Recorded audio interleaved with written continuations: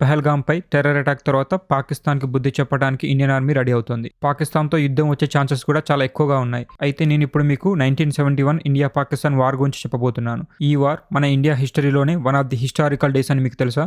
అవును, సరిగ్గా ఇదే రోజు ఇండియా పాకిస్తాన్ మీద చారిత్రాత్మక విజయాన్ని సాధించింది. At the same time India ప్రపంచానికి తన పవర్ ఏంటో చూపించి ప్రపంచంలోని శక్తివంతమైన దేశాలలో ఇండియా కూడా చేరింది. అండ్ ఈ వార్లోనే పాకిస్తాన్ ఆర్మీకి చెందిన 93,000 మంది సైనికులు ఇండియాకి లొంగిపోయారు. ఇది ప్రపంచంలోనే అతిపెద్ద లొంగుబాటు.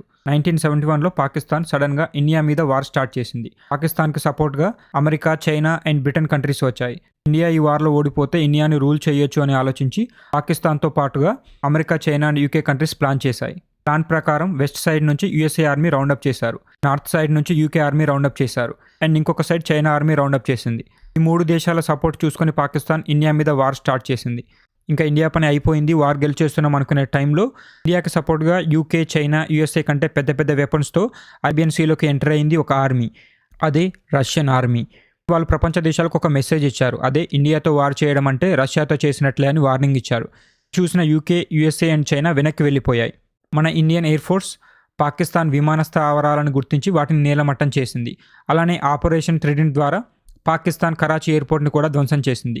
దీంతో పాకిస్తాన్ ఆర్మీ చెత్తుగా ఓడిపోయి వెనక్కి తగ్గింది. దీంతో ఆల్మోస్ట్ 93,000 మంది పాకిస్తాన్ ఆర్మీ గన్స్, వెపన్స్ కింద పడేసి మేము సరెండర్ అవుతాము అని చెప్పేసింది. ఈ వార్లో ఇండియా గెలవడమే కాకుండా ఇండియా చేసిన హెల్ప్తో ఈస్ట్ పాకిస్తాన్ అంతా 1971 డిసెంబర్ 16న బంగ్లాదేశ్ అనే దేశంగా ఏర్పడింది. ఈ విజయంతో ఇండియా ప్రపంచానికి తన పవర్ ఏంటో చూపించి మానవతా విలువల కోసం నిలబడిన దేశంగా చరిత్రలో నిలిచింది.